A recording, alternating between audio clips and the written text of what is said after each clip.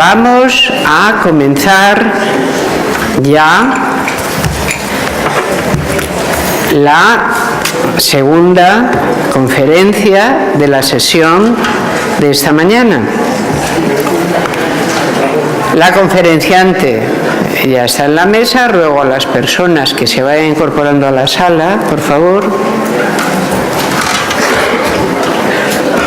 a fin de ya disponer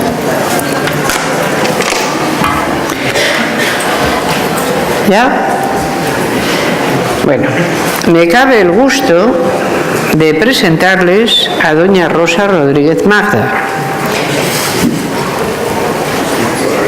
Ella es filósofa, como yo. Creo recordar que yo formé parte del tribunal de tu tesis doctoral. Una tesis doctoral que abordaba uno de los autores que resulta decidente para montar el puente que está permitiendo el cuarto componente actual, que es Foucault. Rosa hizo uno de sus primeros trabajos académicos. Fue una magnífica tesis sobre Foucault.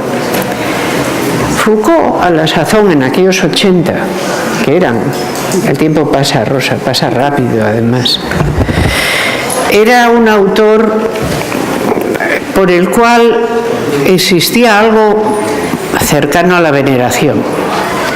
¿Por qué?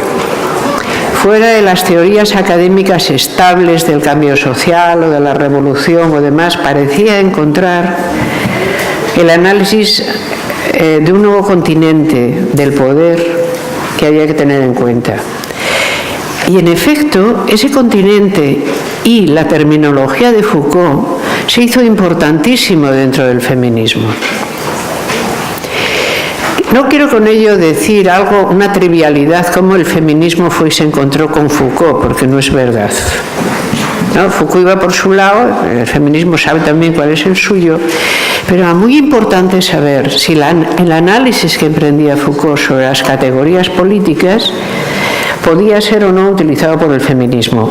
Les digo esto para instalarles en cuál es el tipo de raza conceptual al que pertenece Rosa. Es decir, en la filosofía también, como diría el otro, habemos de muchas clases. Entonces, de entre esas muchas clases, decidirse para hacer una conceptología por Foucault, pues es también una decisión que es muy ambiciosa. O sea, tú no te decides por una cuestión menor, sino por si el aparato teórico Foucaultiano puede o no servir y ser utilizado directamente desde la posición política que yo tengo, que es la feminista. Después de eso, Rosa hace una cosa muy curiosa. Aquellos eran los tiempos del debate de la igualdad y la diferencia, a fondo. La igualdad y la diferencia, yo me acuso, es una distinción mía. Aparece por primera vez en un artículo que titulo nada menos que El derecho al mal, título tremebundo, y allí digo, yo percibo que hay dos feminismos ahora que no son iguales, que uno es más político y tal, otro es de otra manera, y esa distinción acaba teniendo mucha fortuna, y de hecho todavía la usamos. Bueno, pues entonces Rosa empieza a darse un paseo por la diferencia, en aquel preciso momento. Yo hablaba con Amorós, porque Amorós era directora de tesis y maestra de Rosa, y decía yo, oye, Celia, está Magda dándose unos paseos por la diferencia. Y entonces Celia, que siempre tuvo mucho mejor carácter que yo, decía, deja, que ya verás cómo esto será muy bueno. Porque es verdad. Entonces todo lo de la seducción de la diferencia, todas estas cosas que luego nos las hemos encontrado pero importadas, Rosa las transita siempre 2 o 3 años antes. Y tiene una aceptación para mí sorprendente. Cada vez que Rosa, yo te he invitado siempre a mis cosas, pero desde tiempo inmemorial, fueran las que fueren. Siempre hemos estado haciendo tándem. Y tú, cuando viste cómo empezaba ya mi interés directamente en el relato religioso, también, en todas las que tú iniciaste, Y luego Alicia, tú y yo hemos sido el proyecto de investigación directamente sobre qué pasa con las sociedades que todavía mantienen la explicación religiosa del fenómeno político. Y hemos trabajado juntas muchísimo tiempo. Entonces tenemos una gran confianza y por eso les puedo hablar no solo de un currículum en artículos, sino de una vida teórica, ¿no? Cómo ha sido la vida teórica de Rosa. Ella en un libro le pone el título de lo que le está pasando, le llama el título La seducción de la diferencia. Porque el asunto es, bueno, es que en el feminismo de la igualdad está todo claro, como las categorías ilustradas, que son claras, precisas, sencillas. Pero luego a la gente le gusta transitar por bosques, sitios medianamente oscuros, y también van por ahí. Entonces es cuando Rosa toma todo esto de, bueno, ¿y cómo se están entendiendo estas cosas? ¿Tendrían otro punto de anclaje, otra manera de ser entendidas desde categorías distintas a las categorías ilustradas? ¿Sí o no? Y empieza la seducción por la diferencia. Y se pasa haciendo Foucaultianadas y seducciones diferenciales prácticamente 15 años. ¿O te echo alguno de más de la condena esta? No, fue una cosa así. Entonces, hay una serie de libros de Rosa que, digamos, se corresponden por su paseo. Pero, ¿qué tiene de bueno el paseo? Como siempre que sales de caza, hombre, siempre encuentras algo. Puedes cazar un conejo, cazar una liebre, cazar un corzo, cazar un catarro, hay muchas cosas. Pero siempre vuelves con algo, ¿no? Entonces, Rosa se ha traído de todo ese paseo un conocimiento asombroso de cuál es la flora y fauna del paisaje diferencialista, ¿no? Que se cuece por allí, que cuentan por allí y por qué lo cuentan. Con lo cual, en el momento que vuelve a la senda, al mainstreaming, pues vuelve con, en fin, un aparato teórico muy, muy bien solucionado ya. Y por eso la he querido tener hoy aquí. Llevamos varios años hablando, pero en pequeño grupo, en petit comité, de qué está pasando, planteando el tema que antes planteé en scherzo, ¿no? Pero ahora el scherzo tiene que ir lento. Ahora el asunto es qué está pasando. Ella le ha llamado feminismos post-género y transidentidad sexual a su conferencia. Les voy a poner antecedentes, te voy a pisar más o menos un trozo de conferencia, pero va a ser para bien, ya verás.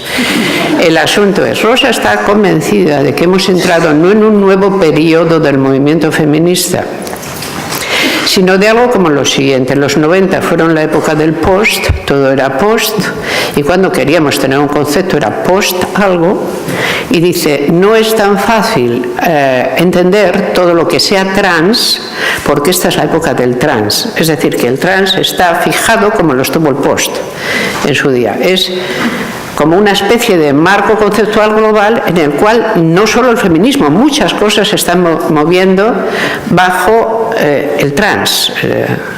Y entonces que eso es lo que hay que ver qué es. La verdad es que estamos interesadísimas en lo que en tu último libro también, al que has decidido, le llamó primero una cosa de estas, no como lo de hoy, o sea, post esto y trans lo de más allá, y luego sus editoras se dieron cuenta de que a las académicas hacemos unos títulos para disuadir de la lectura, ¿no? Pero ¿usted quiere que la lea alguien? Dice, yo sí. Dice, pues déjeme que el título se lo pongo yo. Entonces, ahora el título de su último libro es La mujer molesta. Ella siempre habla de ella en los títulos, aunque se los ponga otro. Habrá que ser molesto, ya lo sabíamos desde esta mañana.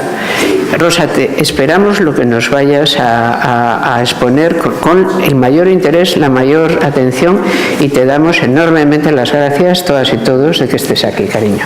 Muy buenos días.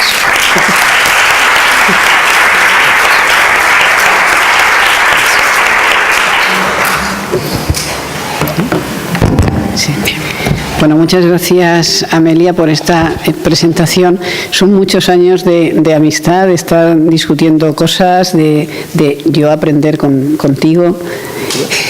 Entonces, bueno, ¿qué os puedo decir? Que me ha encantado el el hecho de conocerte, de aprender y de estar siempre contigo y coincidiendo en montones de situaciones diversas.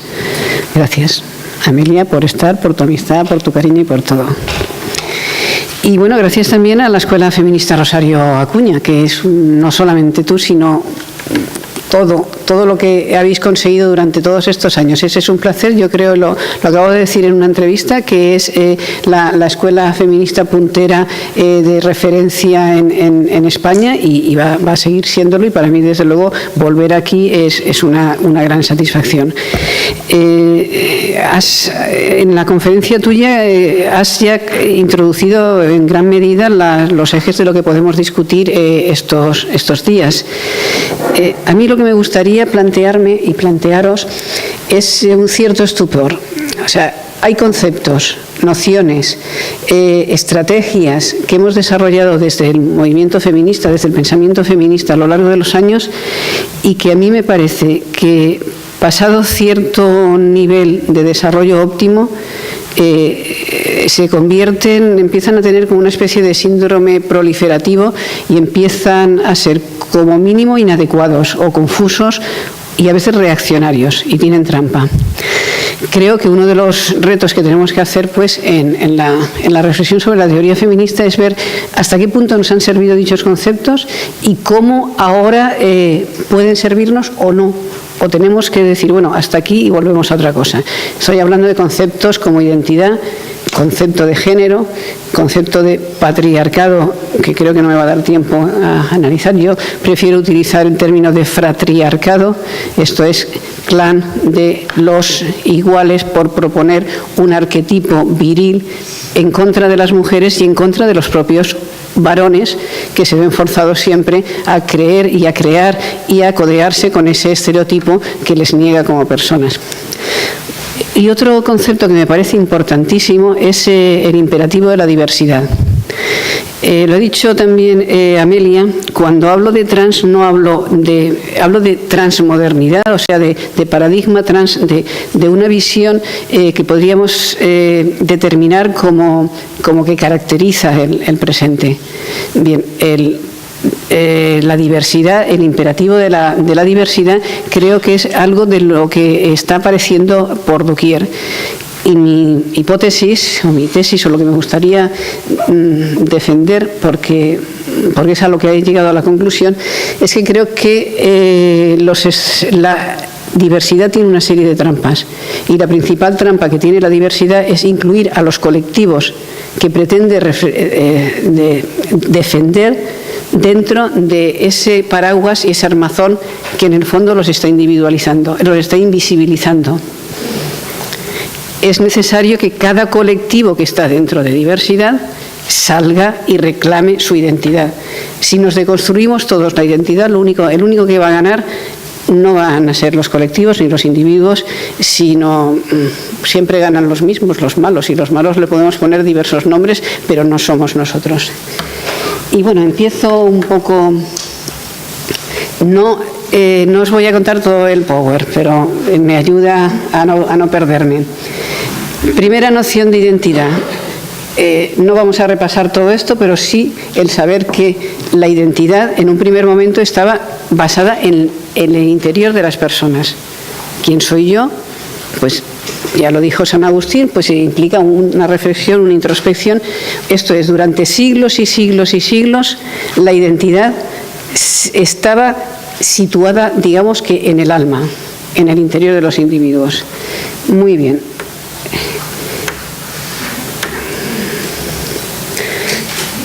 Hay un momento que, a mi modo de ver, representa un cambio, con Freud. Esa identidad está marcada por el sexo. Uno no puede saber quién es si no relaciona esa identidad con el sexo, y eso va a tener una importancia tremenda, porque para saber quién soy yo no solamente es saber si soy mujer, hombre, sino qué deseo y cómo se ha gestionado mi deseo y cómo se ha generado mi deseo. Eso implica también una medicalización del sexo, de la histeria, de los perversos, de lo que es normal, de lo que es anormal. Pero independientemente de ello, la importancia que quiero resaltar ahora es que la identidad que hasta ese momento reposaba en la espiritualidad, en el alma, reposa también en el cuerpo y sobre todo en el sexo.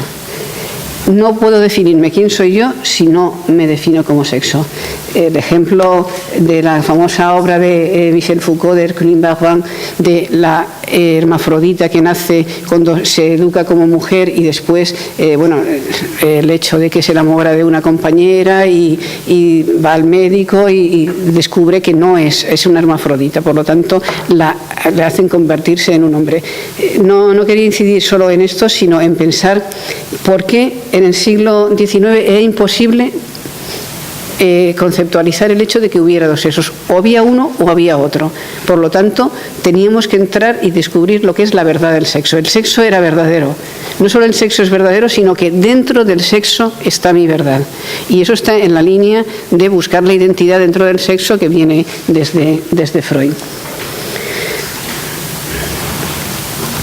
Luego, si vemos, la identidad del yo ha venido desde el alma. Con Freud la identidad del yo se transforma también en libido y en sexo. ¿Y cuál ha sido el objetivo del feminismo frente a todo esto? Lo hemos visto, liberarse de la biología como destino, construir nuestra propia identidad y además lograr la igualdad y la emancipación.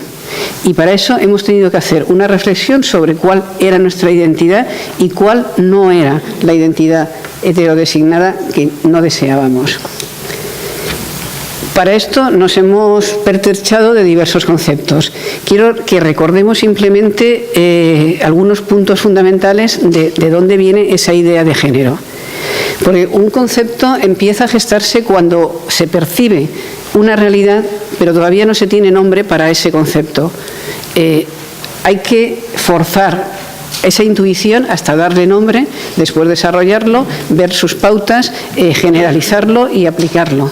Desde que en el 35 Margaret Mead hablara sobre sexo y temperamento, ahí ya estaba realmente la idea de la cultura y la biología. Has comentado, Amelia, la frase de Simone de Beauvoir. Indudablemente ahí estaba muchísimo más desarrollado, aun cuando... ¿Aquí ha pasado algo? Bueno.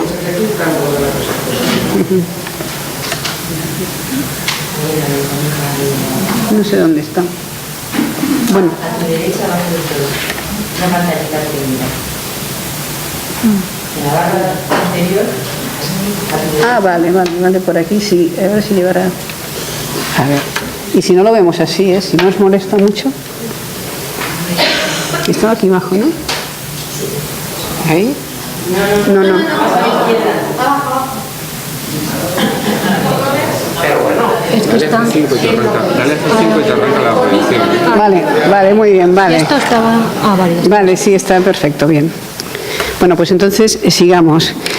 Desde que algo se intuye, existe, solo se intuye, hasta el momento en que tiene un concepto, hasta la fase en que eso se generaliza, hay una gradación. O sea, desde Margaret Mead a Simone de Beauvoir, hasta el momento en que John Money dice esto es el género. Y esto es el género, y recordar simplemente Money, que era el psicólogo que tenía una clínica de tratamiento de la transexualidad, que acuñó un poco el criterio de que hacia los 2 años, año y medio, la identidad de género está ya consolidada. Luego, según él, es más fácil transformar el cuerpo que transformar esa identidad psicológica. Ahí comienza todo un posicionamiento frente a las personas trans para que se hagan una evolución tanto hormonal como quirúrgica, porque siguiendo los criterios de Money es más fácil transformar un cuerpo que transformar una identidad, digamos, sentida. Stoller, Kay Miller, Rosaldo, Gail Rabin, pero sobre todo con el nacimiento de los Gender Studies y en el 95 con la conferencia de Pekín logramos, quiero que veamos toda esa evolución de algo que apenas tiene nombre, algo que empieza a denominarse y algo que se generaliza para decir todos los estados deben incorporar la perspectiva de género como algo importante. Pero bueno, en ese proceso, y no nos pasamos a... En ese proceso ¿Qué pasa con los feminismos? ¿Cómo hemos reaccionado los feminismos con respecto a ese proceso del género que nos ha servido bien para conceptualizar diversas cosas? El feminismo de la igualdad lo que ha dicho es: tenemos que liberarnos de ese género. Es más, desde el feminismo de la igualdad nunca acabó de ser bien recibido el término género, porque obstaculizaba o tapaba de alguna forma el término feminismo. Luego hacemos chistes horribles. Sí. Entonces, nos liberamos de la biología por medio de los anticonceptivos, de la interrupción del embarazo, llegamos a un feminismo ilustrado, a una igualdad, a una democracia feminista. Ese sería un poco el paso que del feminismo de la igualdad frente al género. O sea, acabamos con él. Sería una visión postgénero. Esto es, deseamos acabar con aquello que ha condicionado culturalmente nuestro sometimiento, luego llegaremos a otro estadio como individuos o como personas. El feminismo de la diferencia, de alguna manera, profundizaba en el género, pero obviándolo, profundizaba en esa resignificación de la biología y después sus prolongaciones como la sororidad, la matria, el ecofeminismo, la maternidad, apego. No estoy diciendo que haya una línea constante entre todo ello, pero que sí que hay un grupo de feminismos que tienen con relación con el género una diferencia. Y finalmente el queer o el transfeminismo que dice, pues juguemos con el género. Ahora, no es lo mismo liberarse del género que jugar con el género. Y esto va a ser importante. Encontrarse a través de los juegos del género por medio de la performatividad. Bien, quiero también dejar este punto. Ha sido importante descubrir, efectivamente, que el género tiene una parte de teatralización, que el género tiene una parte de reiteración de normas. Pero la posición no es la misma en un caso que en otro.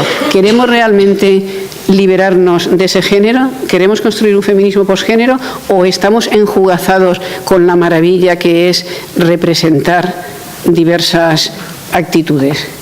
Y por otro lado, ¿eso es inocuo? ¿Puede uno hacer una representación de sí mismo sin quedar prendido por ella, sin generar un mecanismo erótico, deseante, interno, introspectivo, que lo marque? Quiero decir, es algo tan, digamos, fluido o impostado como un acto teatral. Un artista, cuando representa una obra, se va a su casa y sigue siendo él. Cuando nosotros hacemos que nuestro cuerpo y nuestro deseo se convierta performativamente en algo diferente, nos deshacemos de ello o nos convertimos en esto. Bueno, estas serían algunas de las preguntas. ¿Hubo un feminismo posgénero? Sí. El que arrancaba de cierto feminismo de la igualdad, pero también el del feminismo radical. Y quería recordar a Sulamit Firestone, también a Lidia Falcón, cuando en la razón feminista aboga porque la reproducción nos va a liberar, la reproducción tecnológica nos va a liberar a la mujer de la maternidad. Y también, un poco en la misma línea, Donna Haraway, cuando con la idea de cyborg, parece que nos lanza una especie de pasión, de posición tecnoeufórica. La tecnología, y estamos en los años 70 y casi 80, nos iba a liberar de la maternidad. Y al liberarnos de la maternidad íbamos a ser más libres. Ni que decir tiene que la película no ha acabado así. O sea que no. La tecnología ha poseído la maternidad de la mujer, la ha desposeído de la maternidad y la ha convertido en uno más de los objetos de consumo del mercado y de transacción independientemente de ella. Luego, esta visión es una de las visiones que habría que revisar. La confianza, esa pasión tecnoeufórica que parecía, y además desde los años 70 parecía una opción adecuada, creo que no nos ha servido. Luego, todo aquello que se base en la tecnología de por sí tendrá que ser revisado con criterios de los años actuales, no de hace 30 años, incluido el cyborg de Donna Haraway. Cuando estamos hablando de transhumanismo, ayer veía yo una serie que es Años y Años y Arancha, donde hay una chica, la hija de la familia, que le dice, además una familia, él es blanco, ella es de color, la niña es mulata, habla siempre con una especie de interfaz y tal, y le dice a sus padres, papá, es que yo quiero ser trans, soy trans. Y aquellos dicen, bueno, da igual, qué bien, qué maravilla, pues cada uno, etcétera, etcétera. Hasta que la niña dice, no, pero no transexual, como diciendo, joder, pero esta cosa, qué pasadas estáis, eso es de hace muchos tiempos. Yo quiero ser transhumana. Y bueno, y entonces la película, si queréis, ya la veis vosotros, pero transhumano, porque se iba a implicar una serie de aditamentos que iban a conectarse con el ordenador, una cámara en los ojos, etcétera. Bueno, pues esa posición tecnofórica, cuando actualmente estamos viendo que dentro del complejo de Silicon se están financiando grandes investigaciones para el transhumanismo, resulta que también debería llevarnos a una cierta reflexión. Entonces, ¿cuál es nuestro posicionamiento crítico? Como he dicho, ver cómo ciertos conceptos que en principio son liberadores pueden convertirse en reactivos, y no solamente en reactivos, sino en reaccionarios. El proceso que hemos visto del género era un proceso que iba del cuerpo, de lo físico, de lo material, hasta lo más genérico, cultural o abstracto. Entonces, en ese momento, el sexo determinaba el género, el cuerpo determinaba el género. El proceso que hemos hecho nosotros, y ahora lo veremos dentro de un momento, es justamente ya en la actualidad el inverso. Pero volviendo a por qué debemos analizar ciertos conceptos, porque esos conceptos que tardan en emerger, hay un estadio donde nos dan una visión más o menos o correcta, ajustada o desarrollada perfectamente. Más allá de ese desarrollo, entonces genera primero la confusión, pero también unas reacciones reactivas y regresivas. Y vamos a ver cuáles pueden ser. ¿Y por qué me refería a qué transidentidad? ¿Y qué es transidentidad? ¿O cuáles son esas reacciones? Para pensar cuáles son esas reacciones, antes tenemos que ver cuál es la cosmovisión del mundo en el que estamos actualmente, en qué paradigma estamos. Yo lo he denominado transmodernidad. La noción de transidentidad que aparece en el título de mi ponencia realmente tenía unas teorizaciones previas. Yo no sé si os acordáis de un artículo de Jean Baudrillard que decía todos somos transexuales, o cuando, bueno, ahora me sale, exacto, cuando Roland Barthes decía el sexo está en todas las cosas menos en el sexo mismo. Había una preparación en la filosofía de los años del postestructuralismo de los años 60 y de los años 70 por generar un cierto desprecio frente a lo material y un privilegio del signo. Dentro de ese privilegio del signo también había un desarrollo de la sociedad hacia una sociedad más estable, que generó cierto consumismo, cierto ideal hedonista. Cuando Lipovetsky hablaba de la sociedad del postdeber, de la sociedad del vacío. O sea que por un lado teníamos un desarrollo de los signos, y además ese desarrollo de los signos está plasmado porque ya trabajamos con pantallas, trabajamos con imágenes, trabajamos con iconos, no tanto con la realidad. Por lo tanto, había una proliferación de signos y por otro lado había un desarrollo de la sociedad suficiente como para generar no tanto una lucha por los derechos, sino igualar esos derechos a los deseos y convertir los deseos en derechos. Esa es un poco una situación previa a la que ahora nos encontramos. Pero es curioso que Jean Baudrillard pudiera decir hace 30 y tantos años todos somos transexuales. ¿Y por qué lo decía? Porque los signos del sexo funcionaban en toda la sociedad a la hora de elegir un político, a la hora de elegir un vestido. Luego se erotizaba todo y después lo de Roland Barthes menos en el sexo mismo. El sexo mismo había quedado como un poco desplazado. Bueno, ahí aparece una de las principales teóricas del movimiento queer, que será Judith Butler, que realmente está aplicando teorías como las de Foucault, de el poder penetra los cuerpos, no hay una sola norma, no hay un sexo determinado, sino que la cultura ha normalizado y ha normativizado las conductas sexuales, y esa visión, digamos, de hiperestructuralismo que reinaba en el ambiente. Y uno puede decir, bueno, y eso pasaba en las universidades, pero nos pasaba también a nivel popular. Bueno, pues lo llamativo del caso es que de alguna manera sí, en cuanto que hemos entrado en una época, por así decir, diferente.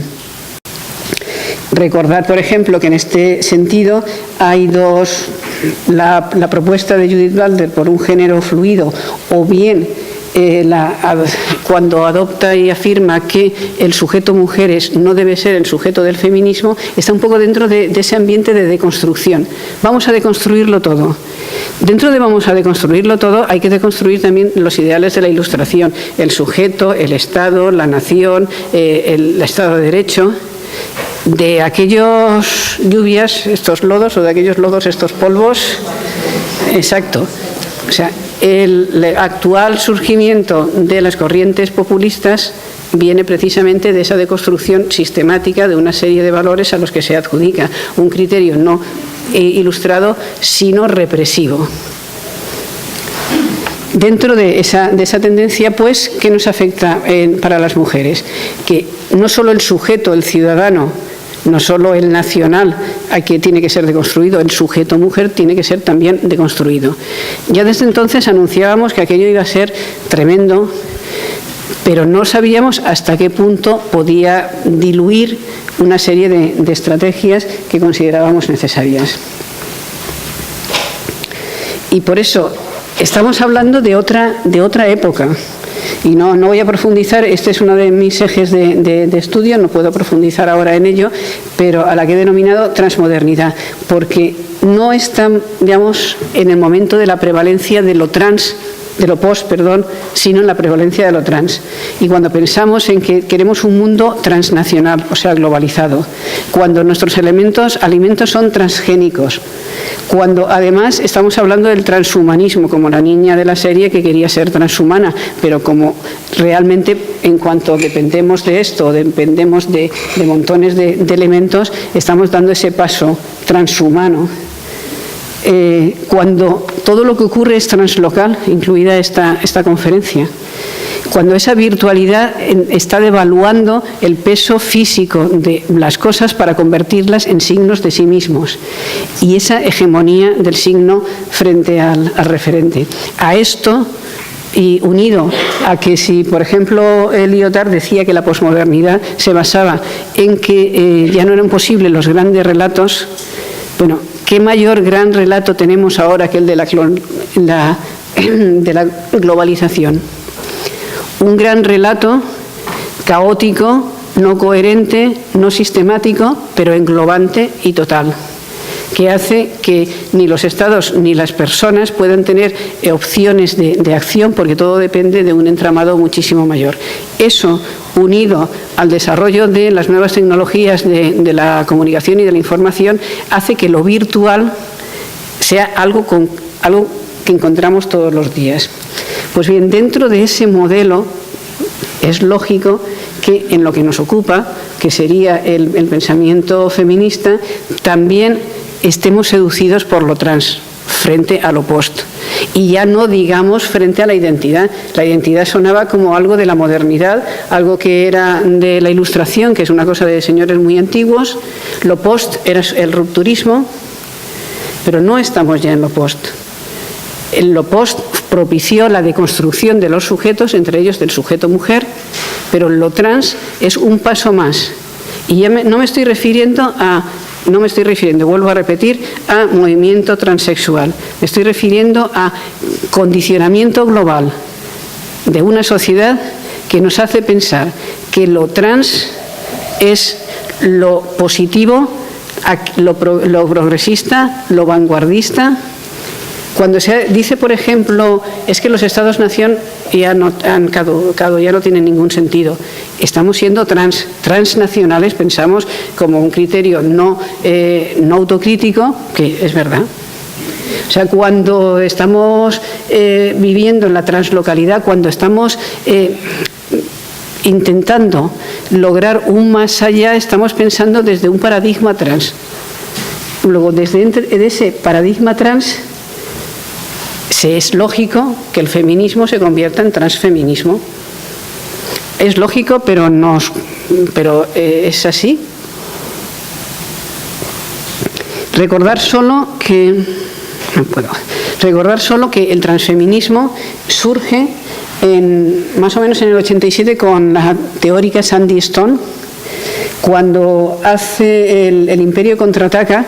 Es un pequeño artículo que ella escribe. Sandy Stone es un biohombre que hace la transición hacia mujer trans.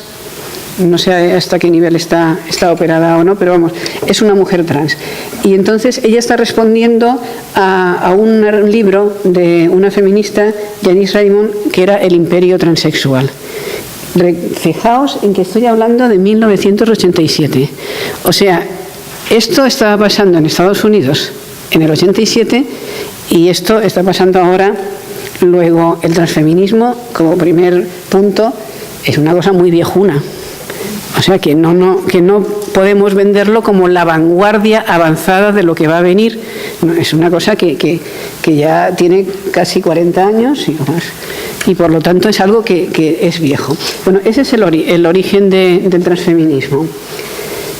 Otro de las teóricas, Emi Koyama, también mujer transexual.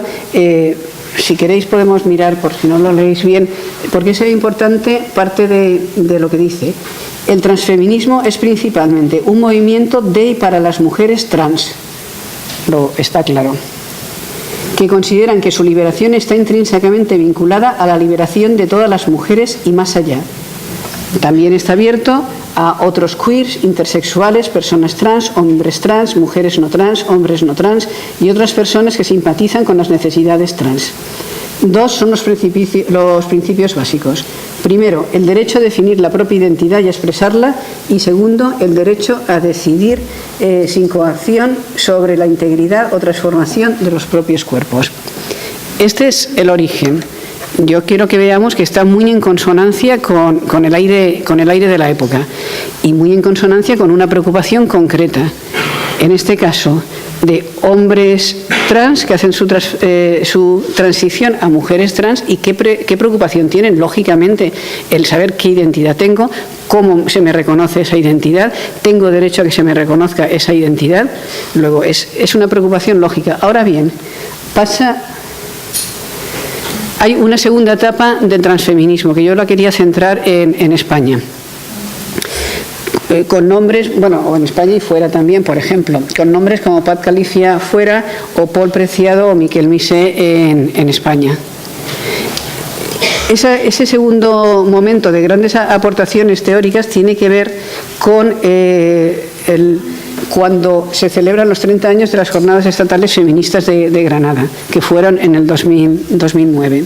Entonces, ahí se ve que lo que fueran hace en el 2009 un debate, lo que fue antes un debate importante entre feminismo de la igualdad, feminismo de la diferencia, feminismo institucional, en el 2009, en cambio, 30 años más tarde, de lo que se trata es de debatir sobre lo que sea el sujeto mujer y se ve un fraccionamiento bastante importante entre cierto feminismo anterior y un feminismo, digamos, más rupturista.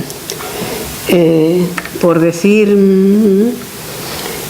el manifiesto transfeminista, por tanto, diría: el sujeto político del feminismo, que es a lo que me interesa llegar, el sujeto político del feminismo mujeres se nos ha quedado pequeño, es excluyente por sí mismo, se deja fuera a las bolleras, a las trans, a las putas, a las del velo, a las que ganan poco y no van a la uni, a las que gritan, a las sin papeles y a las maricas. Vale. Luego, la diversidad. En este momento, lo que fue un movimiento, el transfeminismo, que nace desde biohombres que quieren hacer su transición a mujeres trans, se convierte en un movimiento global del feminismo. porque se entiende que, y este es el sujeto político del feminismo mujeres, está superado, en coherencia con lo que vimos que había afirmado Judith Butler bastantes años antes también. ¿Podemos asumir esto? ¿Hasta qué punto aquí hay un juego?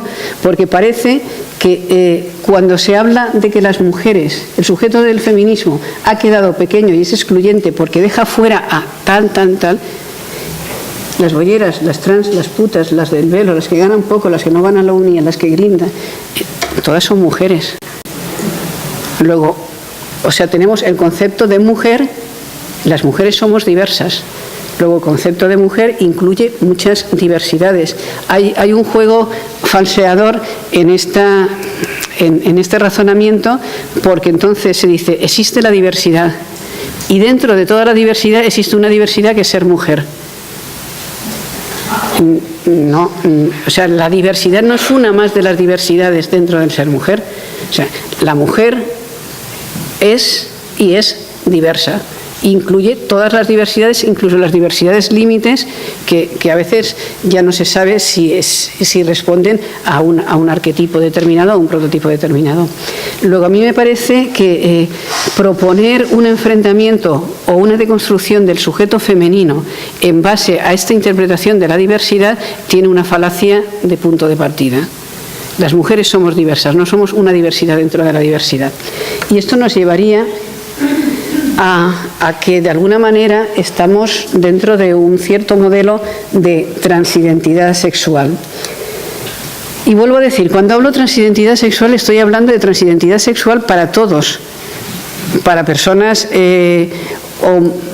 para heterosexuales, para homosexuales, para gays, lesbianas, para trans. O sea, no estoy hablando de personas transexuales, estoy hablando de que igual que la transmodernidad implica todos los comportamientos sociales y políticos, la transidentidad ha hecho una evolución entre lo que la identidad estaba primero dentro del alma, después estaba en el cuerpo y ahora parece que está en el deseo. O sea, yo compro mi transidentidad como en unos grandes almacenes. Yo quiero verme a mí misma como triunfadora, o verme en el Caribe, o verme con tal vestido, etcétera. Luego yo me compro constantemente, me sitúo y me expongo en las páginas y en las pantallas y quiero que la gente ponga like. O sea, ese proceso es un proceso de transidentidad. O sea, yo he proyectado lo que antes era alma e interior en una pantalla. En mi deseo, en una pantalla y en la aprobación de otro. Y eso nos lleva no solamente a tener una transidentidad, y dentro de la transidentidad, indudablemente también una transidentidad sexual. Pero ese proceso, pues, lleva a que la noción de sexo, a crear un nuevo modelo teórico. El sexo-género, pues, se ha convertido en un significante polimorfo, desligado del cuerpo. Mientras teníamos cuerpo y a un cuerpo se le adjudicaba un sexo y a un sexo un género, la cosa era mucho más sencilla. Indudablemente, cuando entra en juego el hecho de que yo tengo que construirme a través de mi propio deseo y de mi propia imagen, la cosa es más complicada, porque entonces se fragmentan las identidades sexuales. Se habla de diversidad sexual frente a diferencia sexual. Y ese es un cambio que podemos notar de una forma evidente. Hace unos años, cuando las cuestiones referidas a las mujeres estaban dentro de asuntos sociales, si es que estaban, o dentro de la familia, la lucha era sacarlo de ahí y darle visibilidad y que hubiera un instituto de la mujer o un ministerio de la mujer o una concejalía de la mujer. Si os dais cuenta, desde hace mucho se ha vuelto a perder la noción de mujer y estamos en un ministerio, y me ha gustado mucho lo que ha dicho Ana, porque ha dicho que su concejalía es de igualdad entre hombres y mujeres, lógicamente, porque lo que estamos viendo es que las mujeres estamos dentro de las instancias o la concejalía de igualdad y diversidad sexual, igualdad e inclusión, o diversidad sexual. Luego, entonces, esa trampa que habíamos visto en ese postulado, en esa afirmación del manifiesto transfeminista, vuelve a la administración. O sea, la mujer ha perdido, porque parece que es un poco antiguo, viejuno y reaccionario, la denominación de Departamento de la Mujer o estudios sobre la mujer, ¿no? Después eran estudios de género y después estudios de diversidad. Luego, en ese proceso hay una invisibilización y una anulación de las mujeres frente a la cual creo que no podemos quedarnos calladas sin más. Precisamente porque dentro del imperativo de la diversidad hay determinados colectivos que están consolidando su identidad y parece que a las únicas que se nos pide que cedamos nuestra identidad es a las mujeres.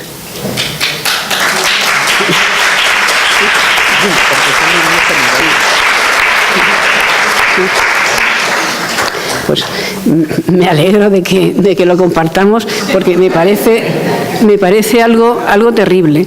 Entonces, la transidentidad sexual sustituye al modelo binario hombre-mujer.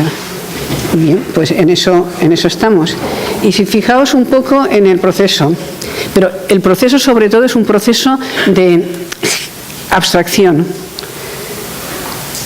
Un travesti era una persona de un sexo que se vestía de otra manera. Un transexual es una persona de un sexo que transforma su cuerpo, incluso quirúrgicamente, para adecuarse a otro género. Un transgénero es alguien que se considera que su género no se adecua con el sexo que tiene, pero no realiza quizás ninguna de las transformaciones anteriores. Con lo cual, de alguna manera, estamos volviendo a problematizar la esencia, un cierto esencialismo del género, una cierta identidad del género. Cuando, y ya casi pasaría, cuando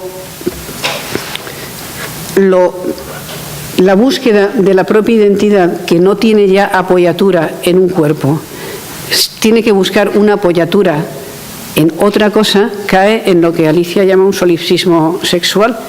O sea, ¿dónde estoy yo? Antes estaba en el alma, después estaba en mi cuerpo. Pero si mi cuerpo es transformable y ya no tengo alma, ¿dónde estoy yo? ¿A qué apelo?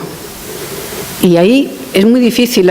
Una de las trampas de la diversidad es que la diversidad, que en principio es liberadora, es inasumible a la larga y genera siempre un repliegue identitario. Así es. Por lo tanto, quiero saber quién soy yo, cuál es mi grupo y reconocerme. Por lo tanto, vuelvo a un esencialismo. Y ese esencialismo, en el caso de Te presto una formulación. Sí, presta. Un diverso siempre busca a sus iguales. ¿Me explico? Porque es la única manera en que el diverso existe. Es decir, la regresión a la identidad está pedida por la propia estructura conceptual de lo que tratamos. Es lógica, es directamente lógica. ¿Cómo aseguras un diverso busca a sus iguales para asegurar su diversidad? Y en ese momento el reconocimiento no puede ser sino identitario. Es decir, se acabó la diversidad. Perfecto, ¿ya? Pero esto es así no porque nos lo hayamos no sé qué, sino porque esta es la lógica. Se llama lógica y preside la mayor parte de nuestras maneras de situarnos en el mundo del concepto. No hay otra manera. Exacto, lo ha expresado con la claridad que le caracteriza y con la justeza conceptual.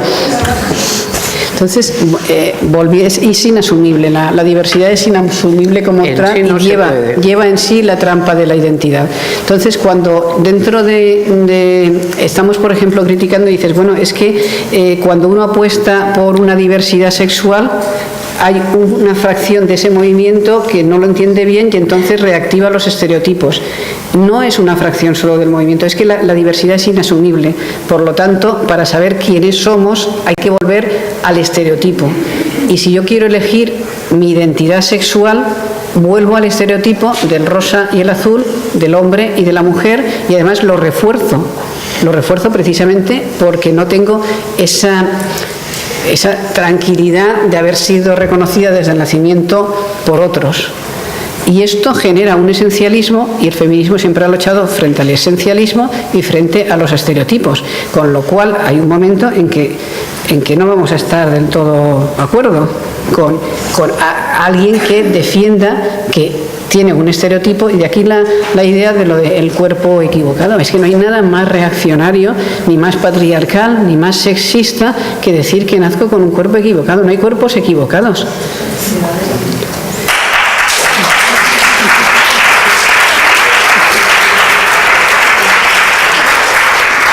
Es decir, todo cuerpo tiene el derecho a amar, a desear y a relacionarse con cualquier otro cuerpo que esté de acuerdo. Que esté de acuerdo.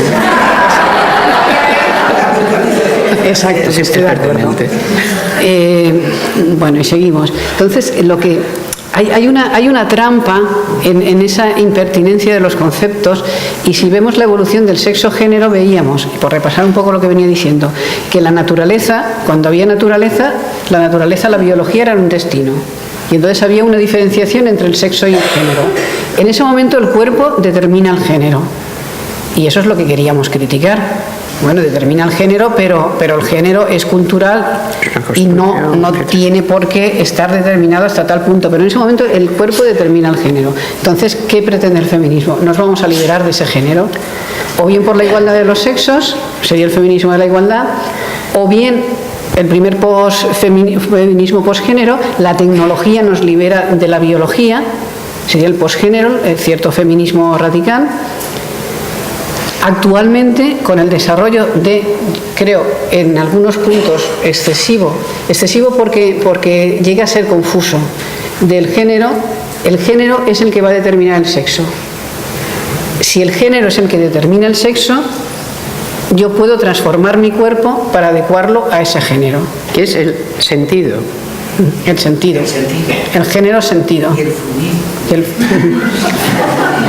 Es importante dejar clara la conceptología que se está utilizando, porque si no, como es muy binaria, recuerden el grupo de transformaciones, y cuando estudiaron transformaciones y combinaciones, ¿no?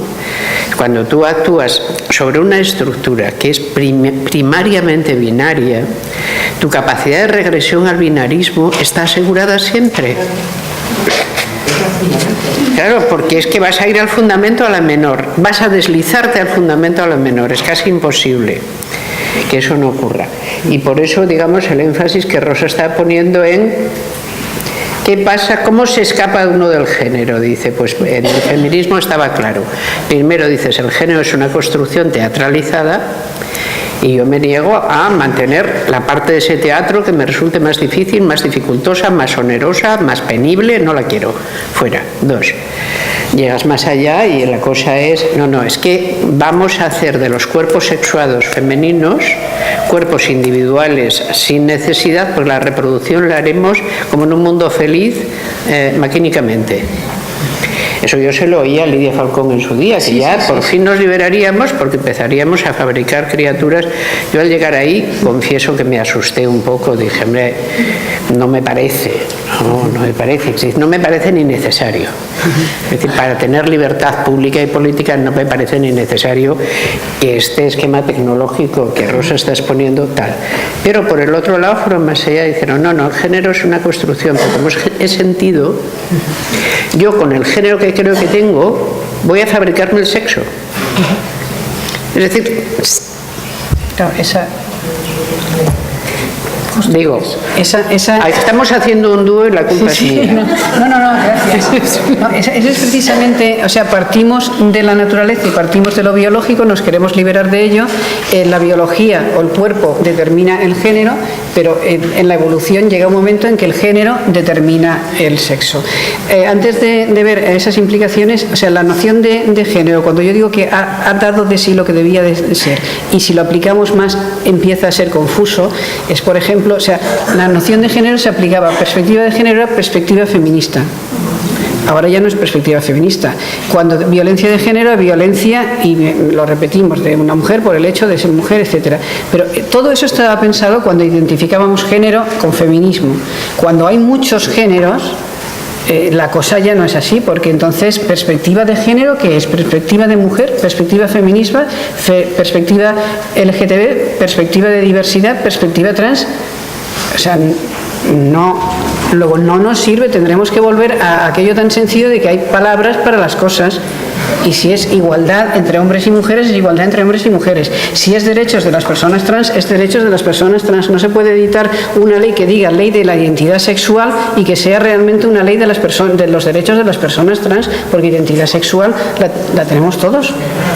Entonces, o rechazamos una que nos han puesto, pero el hecho de que un concepto englobe engañosamente muchas cosas ya hace que no nos sirve. Entonces, bueno, seguimos. En ese paso, ¿cuánto de tiempo tiene que dar? No, vamos bien. Vamos bien porque no pensamos acabar a la 1. Vale. O sea, cuando abramos coloquio, yo creo que magnánimamente nos vamos a dar el tiempo que veamos que necesitemos por imperativo ético, diurético y todos esos imperativos que dependen directamente del cuerpo. Vale. Ya está. Bueno, pues entonces estábamos... Tranquilidad, vamos bien.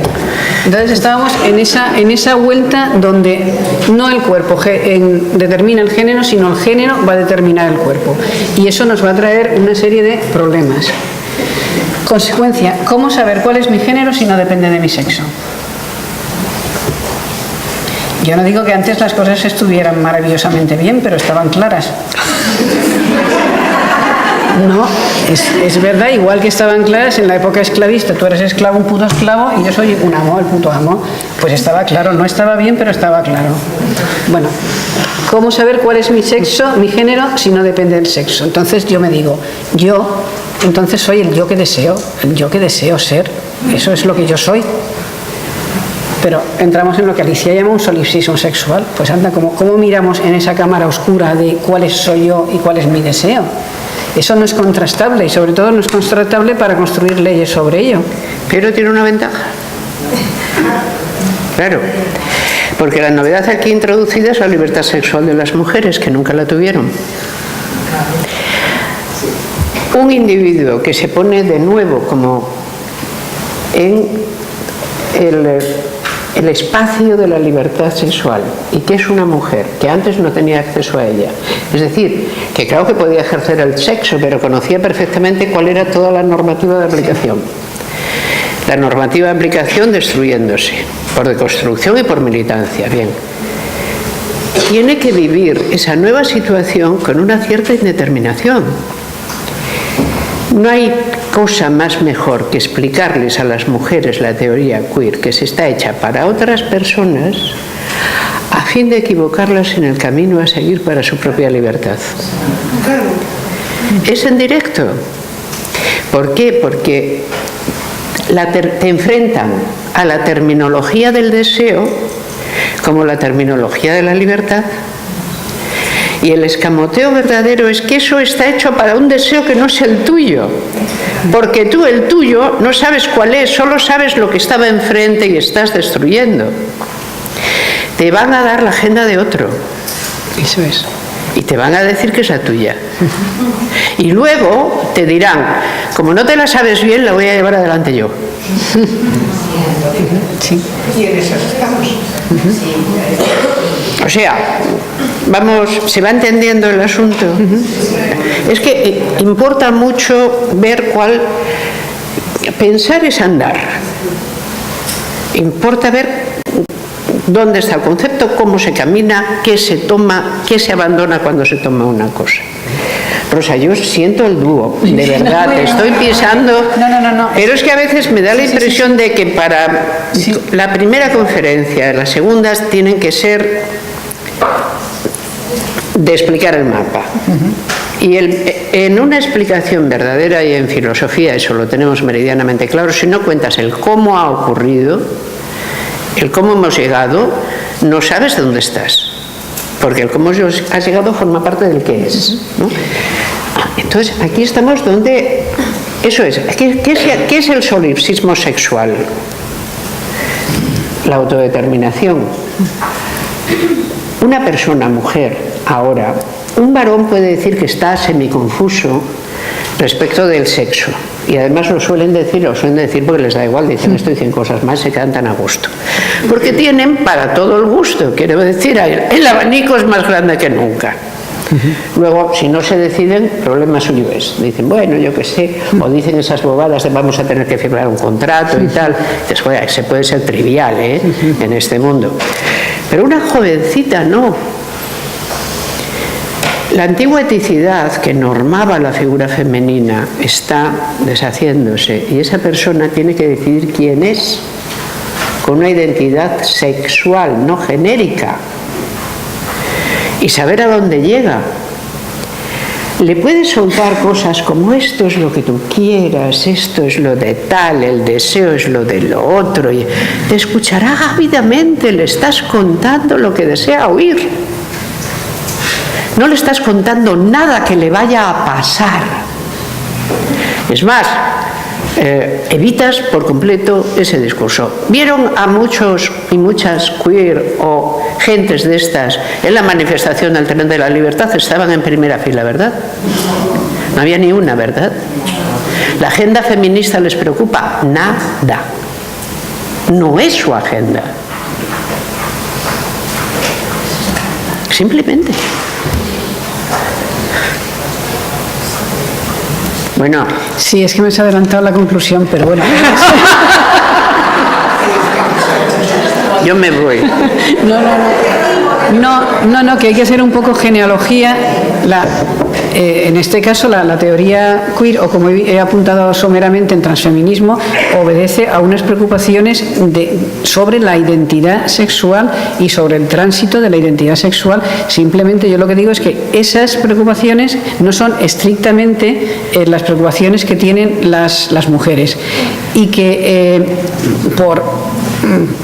como se ha convertido de alguna manera en algo académicamente muy difundido, artísticamente también, cabe el equívoco de pensar que es la fase única superior del feminismo en la actualidad, y ese, a mi modo de ver, es el error. O sea, es una teoría con unas preocupaciones, con un desarrollo interesante, con confluencias muy importantes en determinados momentos con el movimiento feminismo, con desencuentros en otros momentos, pero es otra cosa diferente. No es el futuro del feminismo. Por lo tanto, habría que distinguirlo. Y con respecto al argumentario que estaba desarrollando, o sea, el problema también es a nivel de teoría del conocimiento, a nivel incluso ontológico. Vuelvo a la pregunta, ¿cómo saber cuál es mi género si no depende de mi sexo? Yo soy entonces el yo que deseo. Luego, yo soy también el yo que consumo. Y entonces aquí hay una peligrosa confluencia, porque nadie sabe mejor de deseos y de consumo que el mercado, las leyes del mercado y el capitalismo global.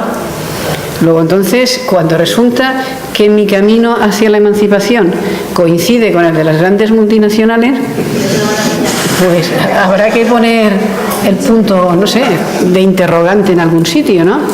Entonces, ¿a qué habíamos llegado? Con un exceso del género. O sea, a mi modo de ver, el grado adecuado de la noción de género se sobrepasó a sí mismo cuando pensó que el género podía determinar cualquier cuerpo. Y cuando empezó a aplicarse género indiscriminadamente. A partir de ahí dijimos, no, hay que volver a un justo medio. Luego, a partir de ese momento, cuando se genera esa proliferación de la noción del cuerpo, del género, se empieza a ser lógico la idea de transformo mi cuerpo hasta convertirme en objeto de deseo. O sea, realmente eso es lo mismo que pasa, o sea, cuando se dice que las mujeres ya somos tecnológicas, bueno, sí, claro, o sea, que si tomamos la pastilla para no quedarnos embarazadas, después tomamos la pastilla para no sufrir los efectos de la menopausia, después estamos poniéndonos ácido hialurónico, o sea, las mujeres ya somos unos artefactos no naturales, por así decir. Los hombres tampoco son naturales del todo, pero entonces transformo mi cuerpo hasta convertirlo en el objeto de mi deseo, por fitness, por hormonación, por extirpación o aumento de los senos, por reconstrucción del pene o de la vagina. Pero entonces ¿Deseo de quién? ¿Nuestro? La máquina deseante principal sigue siendo El varón. Porque ese deseo al que yo me quiero adecuar como mujer es el deseo de la mirada del varón. Pero ese deseo a que el hombre en el gimnasio se quiere adecuar es también el deseo del varón. Por lo tanto, si yo soy yo soy el yo que deseo, y el yo que deseo, lo que deseo no soy yo, y encima lo trafica el mercado capitalista, y además es el deseo de otro, ¿dónde está la emancipación?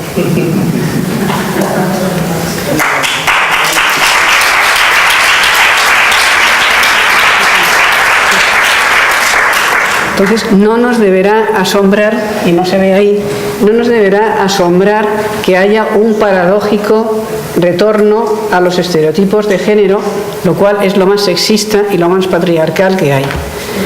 ¿Por qué? Lo del cuerpo equivocado, lo de la maravilla de hormonar enseguida a los niños, lo de enseguida vender técnicas quirúrgicas que después van a ser lamentables y convertir a las personas en algo distinto a lo que se les vende, en algo muchas veces muy doloroso, en convertir a personas en enfermos crónicos o en dependientes crónicos de las medicinas. ¿Por qué todo eso? Porque no cambia nada. Porque todo se trataba de arreglar las cosas para volver a tener a niños y a niñas adecuados, con un poquito de arreglo quirúrgico y con una serie de gasto de por vida inmenso. O sea, hay un doble vínculo.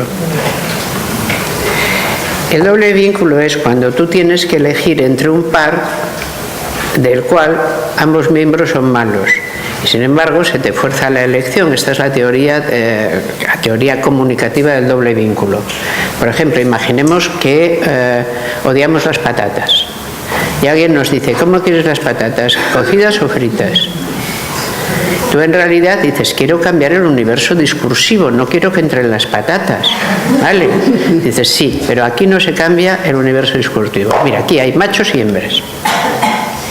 Lo que puedes hacer es pasar fluidamente de unos a otros. Dice: no, pero yo quería abolir la distinción. Dice: ¿qué? A ver, un momento. ¿Dónde está la mirada deseante? Porque en el fondo la distinción, yo no estoy diciendo que la distinción pueda ser abolida del todo, solo estoy diciendo quién pone la distinción en el espacio en que tenemos que distinguir. Y la mirada del deseo que pone la distinción sigue siendo la de siempre. Es decir, no ha aparecido ninguna otra, y quizá no puede aparecer porque no existe en lugar conceptual. Es decir, porque la categoría de mediación, importantísima como es, no concurre en ninguna de estas instancias. Todas son instancias identitarias sin mediaciones. A ti, que la ontología te resulta no solo familiar, sino muy querida, este argumento, que es no tan evidente porque es demasiado abstracto, se puede usar. Es decir, la categoría de mediación es todo aquello que nos permite pasar de A a B, porque ningún paso de A a B es inmediato. Incluso en la lógica más elemental siempre estamos mediando con una tercera cosa el paso más simple que hagamos. A veces la mediación está elidida, no sabemos dónde está, pero se ha producido igual.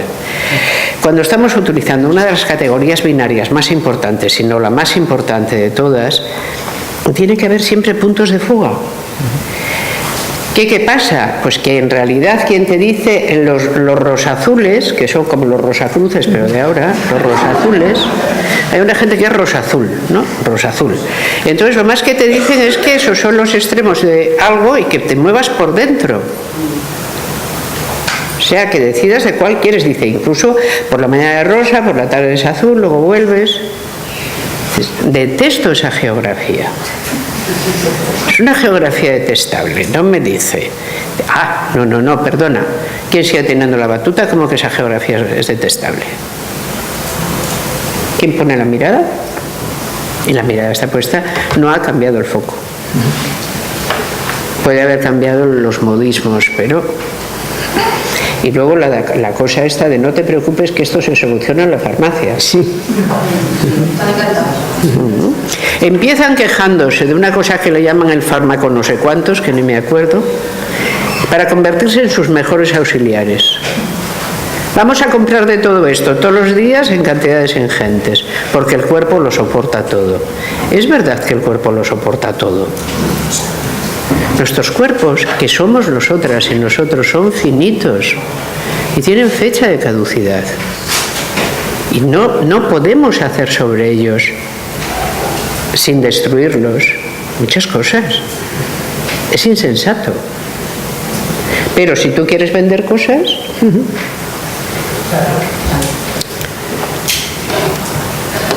Bueno, entonces, recapitulando. El problema es, aquí hay un severísimo problema de farmacopea, que no sé si quieres entrar en él, Rosa. No es que quiera entrar, pero sí que quiero apuntar esto. O sea que, primero, de momento, que hay las desmesuras del género implica que hay un uso ya no conveniente de la noción de género y que genera confusión y a veces genera invisibilidad de los colectivos que están ahí incluidos y desde luego invisibilidad de las mujeres. Que hay una trampa de la diversidad en cuanto que la diversidad está invisibilizando a los propios colectivos que quiere visibilizar.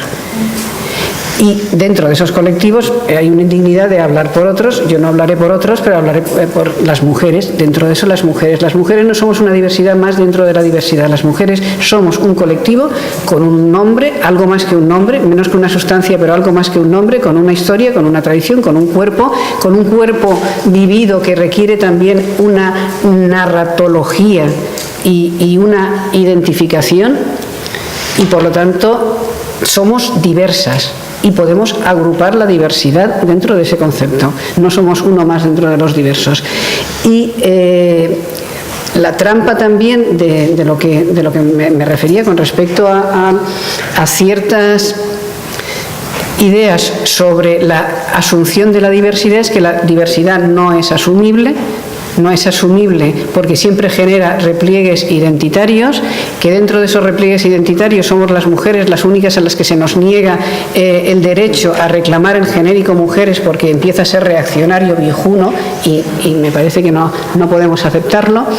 Que hay una trampa también en proponer ese imperativo de la diversidad y de la transformación, es una trampa que que entra dentro de las leyes del mercado, de poner al final un proceso maravilloso, un resultado maravilloso, cuando sabemos que no es así, en situar a una persona como único horizonte de su reconocimiento en una medicalización constante, en una transformación quirúrgica y convertirlo en un dependiente farmacológico de por vida, no me parece que tenga que ser la alternativa para reconocer la libertad de su propio cuerpo. Y, espera, porque se me van yendo las ideas. Y por otro lado, que no quería tampoco que se me escapara con respecto a esto, es que la trampa de la diversidad más importante es que oculta la desigualdad. Y esto Alicia también lo ha tratado muy bien, además en este mismo foro, me parece el año pasado o el otro. Entonces se plantea, determinada visión de la diversidad sexual, digámoslo claramente, es reaccionaria, es sexista y es patriarcal. Primero, porque va a volver a poner los estereotipos esencializados como lo único a lo que hay que caminar. Y segundo, porque propone la elección y el deseo como la resolución de cualquier conflicto. Y eso oscurece la desigualdad y la carga de poder que hay entre los estereotipos sexuales. La solución, no se soluciona en que una persona, si no se encuentra bien, cambie de sexo, porque hay unas relaciones de poder entre los sexos brutales que hay que seguir resolviendo. Y por lo tanto, la diversidad, si no resuelve previamente la desigualdad, es reaccionaria.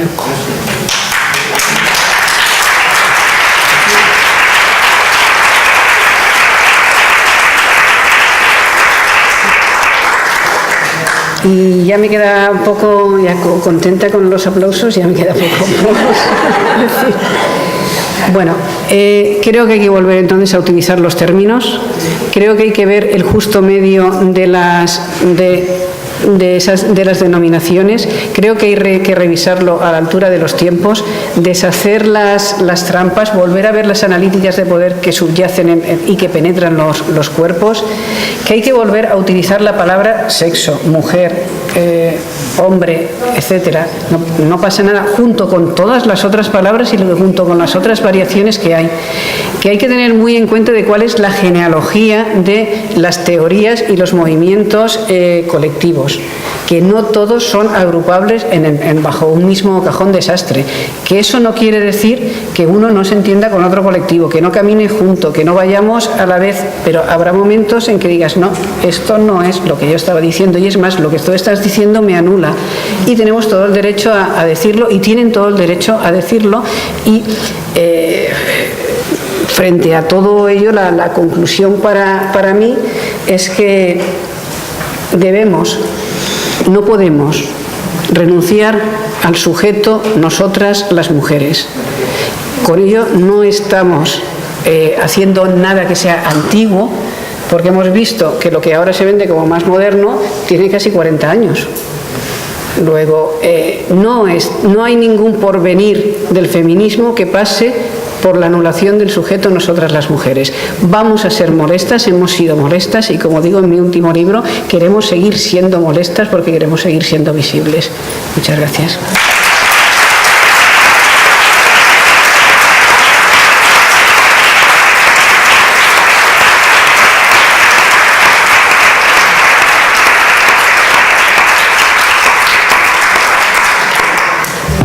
Bueno, pues si parece, nos vamos generosamente a dar 25 minutos de coloquio. Digo yo, porque es razonable, está bien, es una buena hora, es la 1:05, podemos disponer de ese tiempo, ¿parece? 1, 2, 3... Ángeles, ¿no? Tú, y luego Lourdes. Ángeles, sí. No, has insistido varias veces a lo largo de tu intervención en que la diversidad está apuntando a los colectivos. Pero yo quiero hacer una observación para que lo reflexiones. En realidad está apuntando a todos los colectivos menos a un colectivo. No está apuntando a los colectivos.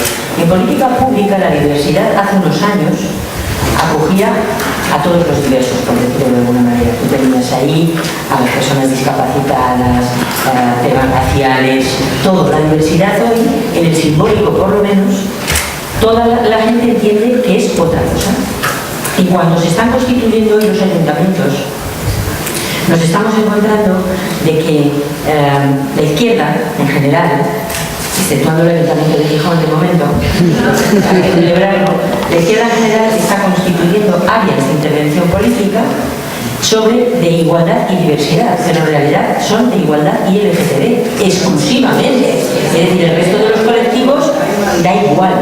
Por tanto, yo no creo que estén ocultando tanto a los colectivos, sino que se está utilizando el concepto de diversidad para introducir y suplantar, y utilizo la palabra con toda la intención, la agenda política de las mujeres. ¿Esto es así o no es así? Esa es la pregunta. Sí, efectivamente es el problema. O sea, la diversidad en una primera fase tiene la ruptura frente a lo monolítico y entonces parece que visibiliza lo plural. En un momento siguiente oculta a los diversos colectivos y en el momento siguiente resulta que se iguala al colectivo hegemónico, que no suele ser el primero. En este caso, la diversidad va a dejar de ser diversidad porque hay un colectivo hegemónico al cual esa diversidad va a convertirse en sinónimo de él, efectivamente. Pero yo creo que la fuerza, sobre todo, está en que a las mujeres el movimiento feminista se nos está laminando con esa utilización de lo diverso. Además es que lo diverso, pero es que lo diverso cuando no baja a un nivel concreto es simplemente... Os voy a contar una anécdota. Tengo una amiga que tiene un amigo que es ciego. ¿Perdón? Tengo una amiga que es un amigo que es ciego y entonces fue a sacarse una entrada en el cine, un cine que tenía y le dijeron, pues mira, hay un apartado para diversidad funcional. Dice, mira qué bien. ¿Te la quieres sacar de esa entrada? Se la sacaron y se fue al cine. Entonces se entendió que diversidad funcional lo pasaron a un espacio donde no había sillones. Se entiende que era para poner la silla de ruedas, con lo cual el amigo decía, yo, idiota, allí encima que no veo la película, de pie toda la película. Bueno, pues hay incluso a esos niveles hay una invisibilidad y siempre hay un colectivo que acaba siendo hegemónico y anulando a los demás. Entonces yo no sé qué problema es un poco retórico. Sí que sé qué problema, pero bueno, que no sé qué problema hay en volver a nombrar las cosas por su nombre y que todos aparezcamos y entonces veremos quién aparece más y quién aparece menos. Porque dentro del colectivo LGBT hay algunos colectivos que aparecen mucho y otros que no se les ve. Luego, pero esa sería una crítica que debería hacer el propio colectivo sobre ellos mismos. A ver, hay unas palabras pedidas. Antes, la persona que tiene delante, yo creo recordar. Entonces, voy a decir cómo es la serie. Usted, Lourdes Pastor, usted, por último, Alicia Millares. No he fichado más de momento, no tengo más peticiones de palabra allí. Muy bien. Pues yo, como me has fichado en el descanso y has dicho que me ibas a hacer hablar, me voluntaria desde que me has. Bueno, en principio el tema es súper interesante, pero es al principio la medusa cambiar cosas para que no cambie nada. Es increíble esto. Yo, más que una pregunta, es una aportación. Yo he estado en el Parlamento de las Donas, ¿vale? No sé si lo viste, también lo vimos todos, pero es un objetivo no tanto. Y la verdad es que este tema, yo trabajando en comisión, es increíble cómo lo de trans te saca una transversalidad por delante. Es decir, el que yo intenté hablar me salieron con transversalidad, que es otro trans que hoy en día se lleva mucho y que tras la transversalidad también se mete de todo. Cuando intenté hablar de desigualdad estructural y la diferencia entre la desigualdad estructural que somos las mujeres y lo que es discriminación y diversidad, pues siempre me entiendan. No, lo digo porque es un esfuerzo que hace el Parlamento, es un desarrollo, ¿no? Y lo veremos, en principio no tiene más. Y es el Parlamento de las Donas que el Consejo Nacional de Donas de Cataluña es para tener colectivos de mujeres y feministas. O sea, más claro algo. Bueno, pues aquí el documento final sale de todo.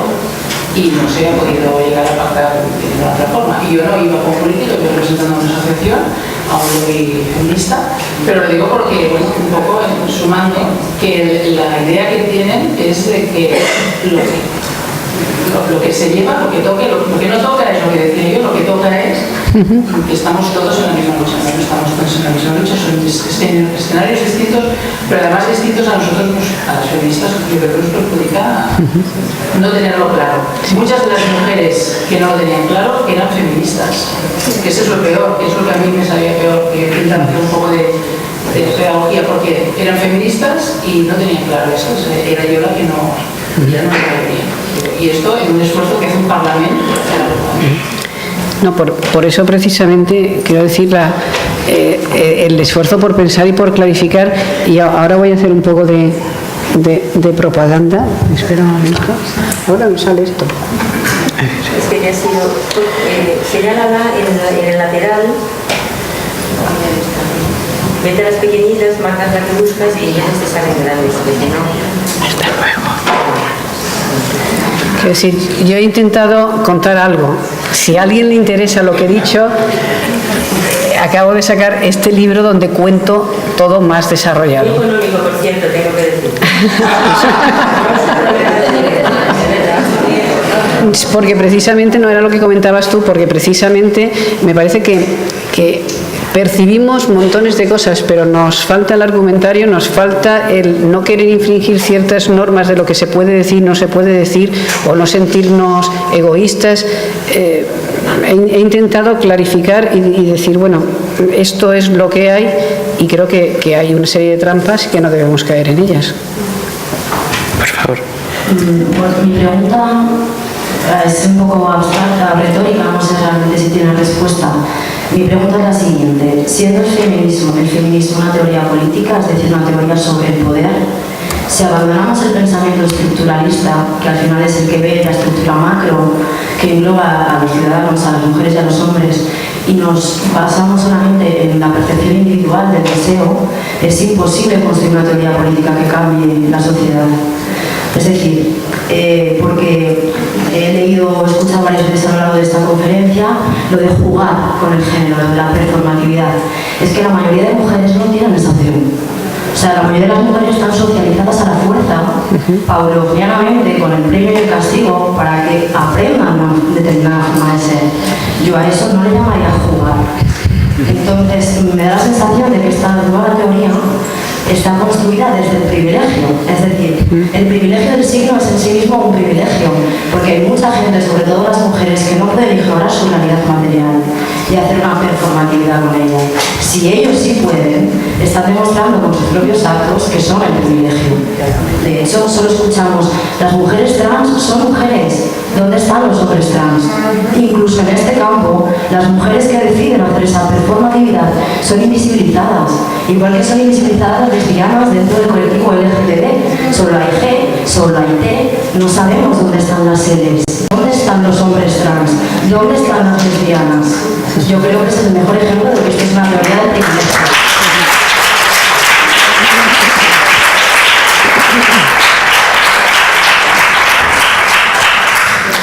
Sí, bueno, sí que estoy completamente de acuerdo contigo, pero sí que hay aportaciones, algunas de las aportaciones teóricas discutibles o no discutibles y tal, pero de enjundia sí que están hechas por hombres trans. Quiero decir que no en la calle no, pero que también veo que hay una diferencia. Incluso podemos discutir, pero la teoría de hombres trans es más jugosa que la teoría de mujeres trans, o sea, biohombres que después llegan a ser mujeres. Ahí veo puntos de mayor conflictividad y menos bagaje teórico, pero normalmente cuando das este tipo de conferencias, a lo mejor en América Latina, pues sí que, y aunque en México precisamente están con el mismo tema y en Argentina están con el mismo tema, sí que hay una crítica muy brutal de decir, bueno, esto es una tendencia académica, elitista, de primer mundo, y cuando las mujeres están muriendo en el resto del mundo por el hecho de ser mujeres, sin esa capacidad de elegir. Pero bueno, las situaciones son diversas. No sé. Pero eso a mí me recuerda una cosa. Yo una vez, no ha sido hace tanto tiempo, ¿no? En Argentina, cuando yo escuché la acusación, dice, es que el feminismo europeo no habla para lo que ocurre. Y ¿cómo que no? Dice, ¿cómo que no? ¿Por qué? Dice, no, cuando aquí estábamos en los peores excesos de la dictadura, nos llegaron una serie de ellas a contarnos lo del orgasmo clitoridiano, que no era precisamente lo que más nos estaba preocupando. Es decir, que pueden tener un punto de verdad en lo que dicen. O sea, no se tomaban en serio entonces al feminismo europeo, porque en su opinión, de todo lo que a ellas les estaba pasando las personas que ellas recibían, o sea, trabajando muchísimo lograban reunir recursos para llevar a una persona que iba y les contaba cosas de nula aplicación a lo que les ocurría, y que ni siquiera las dejaba como mejor que antes, ¿no? Con más capacidad de acción. Y lo que pasa es que ese argumento siempre parece un argumento ad hominem o ad mulierem. Tiene esa pinta, ya sé que no lo es, en el sentido de con lo más que está el mundo, ¿cómo es que no te quieres comer las lentejas? ¿Sabes? Nunca hizo ese argumento que apreciáramos más las lentejas. Es decir, el argumento de que el mundo está mal es un gran argumento, pero precisamente porque es verdadero, es como utilizar un torpedo para matar un mosquito. En el mundo hay muchos pobres, sí, cómete las lentejas. La mediación no existía, no sé si me explico, ya que hemos estado hablando de ella. Entonces, en el argumento feminista a veces también te pasa que decir con la de mujeres en el mundo que están tan mal, dicen, no, pero es que es verdad, como ha dicho la interviniente anterior, es que no son capaces, en su caso el género es una imposición normativa directa de la que escapar es muy difícil. Eso si se les ocurre simplemente que pudieran escaparse de ella. Y esto no pasa allí, fuera de las fronteras, no nos pasa aquí. El bombardeo sistemático, generizante, sobre todo el colectivo de las mujeres, que llamarle colectivo no es, porque somos la mitad más uno o más dos, es constante. Y en gran parte es consumista. Además, es decir, que no solo te bombardean con que no confluyes bien con la estereotipia, es que te dicen que te la van a arreglar. Y si vemos el uso del canon corporal femenino, lo que observamos es que del tiempo de las flappers aquí, las condiciones de posibilidad de un cuerpo feminizado a la normativa presente cada vez son más difíciles de cumplir. Es decir, que el nivel de exigencia se ha multiplicado, lo cual tiene que producir mucha incomodidad a muchos cuerpos femeninos que no cumplen el paradigma. Lo más revolucionario es decir que cada cuerpo completamente, si expresa bien su propia libertad, no necesita mayor atractivo que ese. Simplemente. Que no hay más que allí. Que todo lo demás, a ver de dónde viene. Pero bueno, es un enorme debate. Lourdes, por favor, te tocaba. Bueno, primero quiero expresar, darle las gracias a Rosa María por esta conferencia que a mí me ha gustado mucho, y expresarle a Amelia pues todo mi amor, iba a decir cariño, pero esto es amor. Esto es amor, y me siento una absoluta privilegiada por poder participar por fin en esta escuela que tiene ya tantos años, 16 años.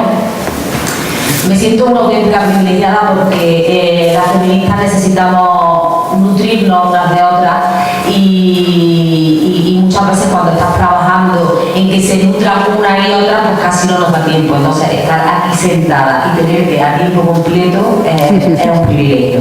Dicho esto, yo quería abundar quizás en dos cuestiones que se han planteado en la mesa y que me parecen fundamentales. Una de ellas es el lenguaje. Hace muchos años ya, Amelia, pues lo sabe, y Alicia y Ángeles y todas las que habéis pasado por los seminarios, que nosotras veníamos criticando aquello del género y que casi que nos salía roncha cada vez que escuchábamos género. De hecho, en el año 2004, cuando se hizo la ley de igualdad y la ley de violencia en Andalucía, nosotras estuvimos, la plataforma andaluza de apoyo a los grupos de mujeres, estuvo en el Parlamento, y una de las aportaciones que hicimos es que por favor esta ley no se llamara ley contra la violencia de género, sino contra la violencia hacia las mujeres, que era de aquello que estábamos hablando. Quizás en ese momento no se vio con claridad lo que nosotras sí estábamos viendo, y es que se quería tapar la palabra mujeres y la palabra feminismo, que era lo que se venía haciendo a lo largo de los siglos y de los siglos. Bien, no lo conseguimos y ahora, pues bueno, así nos vemos y se recupera. Quiero reivindicar el lenguaje y decir, me ha gustado mucho el artículo de Rosario Acuña, porque ha dicho estudiantas. Las estudiantas, eso me ha llamado la atención. De la estudianta pasamos a toda una época de estudiantes, el neutro, y de el género masculino, el nosotros. Nosotras feministas hablamos de nosotros, de vosotros, seguimos sin nombrarnos una a la otra. Y luego ya hemos pasado al nosotres, que aquí estamos en Asturias. Y oye, el momento que se utilice nosotras aquí me parece maravilloso, pero quiero traer en el último congreso de coeducación que hizo el Instituto Andaluz de la Mujer en Granada el año pasado, el último que hizo del anterior gobierno. Me invitaron para dar una conferencia, presenté una guía que se llama El machismo que no te pega, era para profesorado. Les encantó la guía, la exposición, etc. Pero me encontré con que más de una persona me interpeló y me dijo que claro, pero que aquí yo hablaba todo el rato de femenino, y que en femenino no podían hablar de qué hacían con esa alumna y esos alumnos que no se sentían ni mujeres ni varones, que yo tenía que utilizar el vosotros. Y yo le dije, pero bueno, ¿y por qué no se sienten mujeres ni varones? Bueno, porque aquí a lo mejor a los chicos pues les apetece, le dije yo, no se sienten varones porque se quieren pintar la uña, porque van siempre con chicas, porque se ponen falda. Es que eso es lo que ha intentado hacer el feminismo a lo largo de su historia, y es que no nos impongan cómo nos tenemos que vestir por el sexo que tengamos. Lo intenté explicar así, yo no sé si me entendieron o no, desde luego lo voy a seguir explicando de la misma manera, pero por eso me parece tan importante el lenguaje, el que no se nos olvide hablar de nosotras, que somos mujeres y que somos sujetos políticos del feminismo, y también el objeto político del feminismo somos las mujeres, porque además tenemos una agenda política que cumplir y nos están interrumpiendo mucho. Creo que estamos dedicando demasiado tiempo a contestar, no a los vientres de alquiler, por supuesto tenemos que hacerlo, no a los vientres de alquiler, no a la prostitución, no miren que es que no somos almas etéreas, somos mujeres y queremos seguir siéndolo y tener los mismos derechos, y resulta que mientras las mujeres seguimos siendo las mayores desempleadas, seguimos siendo las pobres cuando llegamos a mayores, las madres solas pasan auténticas realidades de pena y de injusticia, y todo esto, que es la realidad de las mujeres, que es de lo que se ocupa el feminismo, se va quedando ahí en un rinconcito mientras debatimos si somos mujeres, si el rosa, el azul, o si tenemos que decir nosotras. Por favor, nosotras.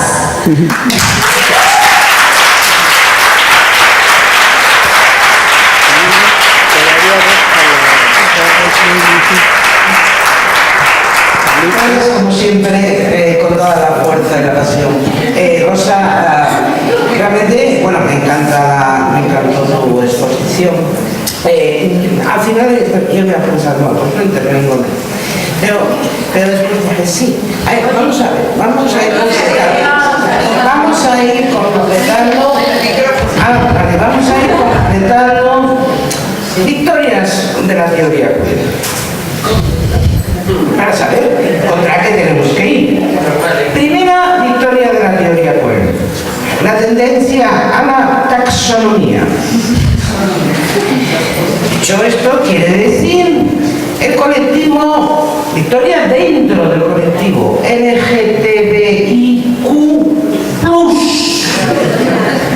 Es decir, esa es una victoria. Primera victoria de la teoría queer es la falsa impresión de que no hay intereses divergentes en ese colectivo, y los hay.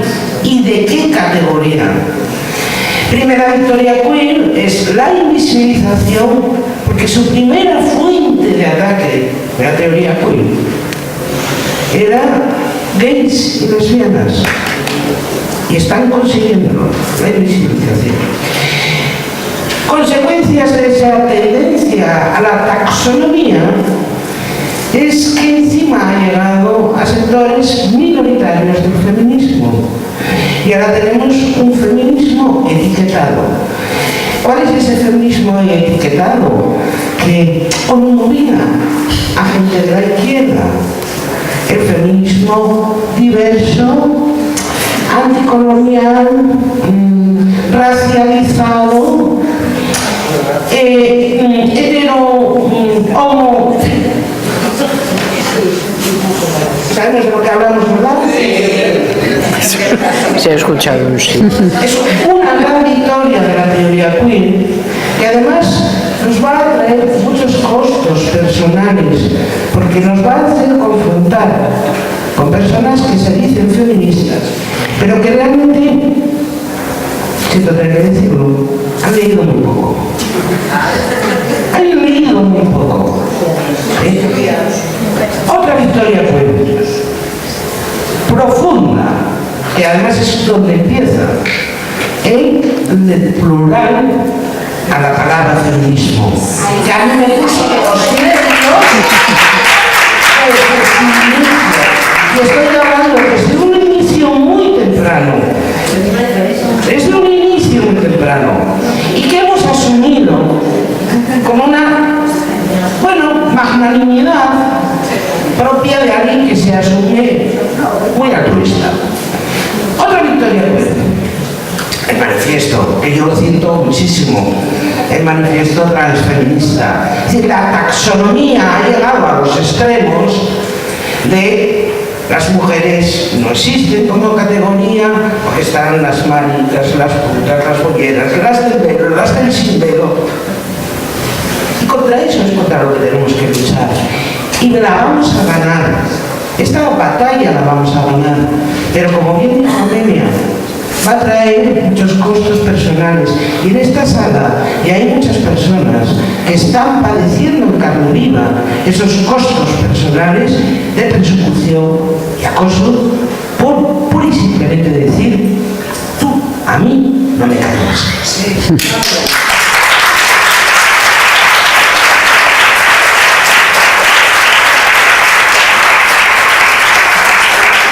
Hay una última palabra anotada, pedida, se toma y luego ya Rosa responde a todas las intervenciones a la vez.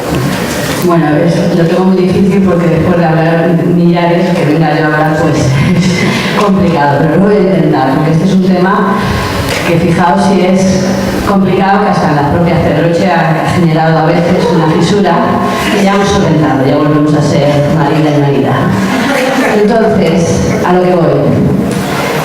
Es que todavía no lo tengo muy conceptualizado y me cuesta, por eso no me sale. Pero no puede ser que esto tenga que ver con haber renunciado a la lucha por la igualdad, y la palabra igualdad siempre aparece como menospreciada, como rancia, como antigua. Yo veo que el feminismo actualmente es la única teoría política verdaderamente revolucionaria y que puede acabar con el sistema.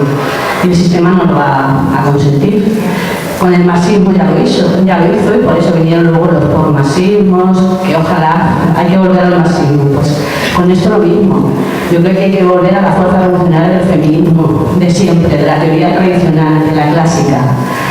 Porque cuando, por ejemplo, en el marxismo se inventa la clase media y la socialdemocracia, se pierde la fuerza revolucionaria. Y ahora lo que se pretende es no hablar de hombres ni de mujeres, porque ahí es donde está la fuerza revolucionaria. En que nosotras tenemos, parece mentira, pero es que seguimos con el mismo objetivo desde el principio, que tenemos que ser consideradas personas, ciudadanas, ontológicamente hablando. Y no lo hemos conseguido. Entonces, seguimos perdiéndonos porque nos da miedo que nos digan rancias por pedir igualdad. A mí me parece que no hay mayor palabra desde el punto de vista político más bonita que la igualdad, porque la libertad la puedo ejercer si tengo igualdad, si no, no. Y esto es que llegas a cualquier asociación, y yo en bachillerato y en la ESO pues siempre les explico a mis alumnos que el feminismo es de hace 20 años por luchar por la igualdad entre hombres y mujeres, pero ahora me dicen siempre que no, que es la emancipación. Digo, bueno, ya, vale, pero ¿cómo también la emancipación y la libertad como un puro deseo? Que yo deseo ser libre, si yo puedo desear lo que quiera, pero si las condiciones no me lo permiten, pues yo creo sinceramente que tenemos que volver a recuperar la igualdad como eje político. No sé si me equivoco. Gracias.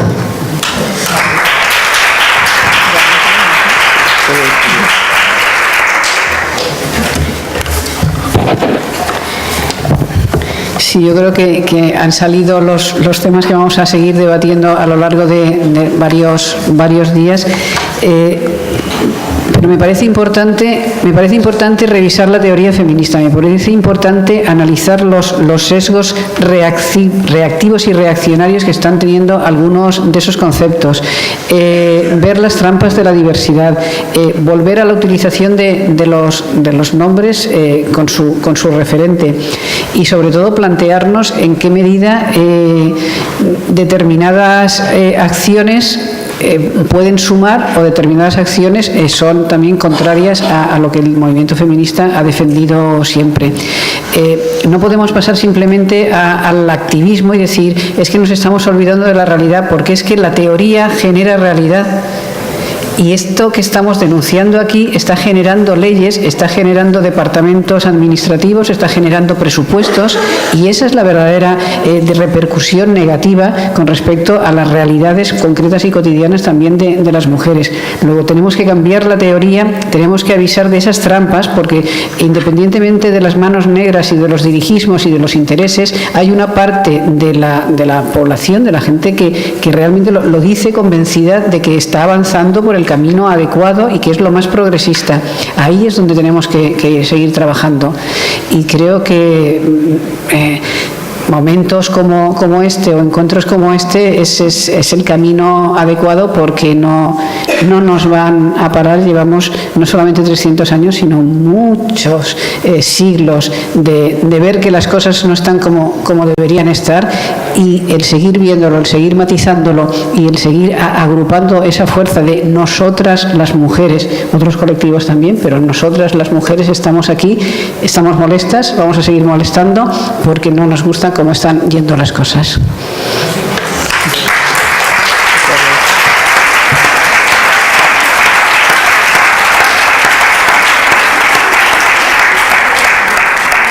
Damos las gracias a Rosa Rodríguez Magda por esta conferencia. Yo le doy otras mías particulares, porque hay que ver lo permacilla que he logrado estar en ocasiones, pero que a veces ha servido para aclarar, también viene bien, a veces la estructura en dual que has tenido a bien cariñosamente padecer. Nos autoconvocamos para las 17 horas en que tenemos la siguiente conferencia. Muy buenos días.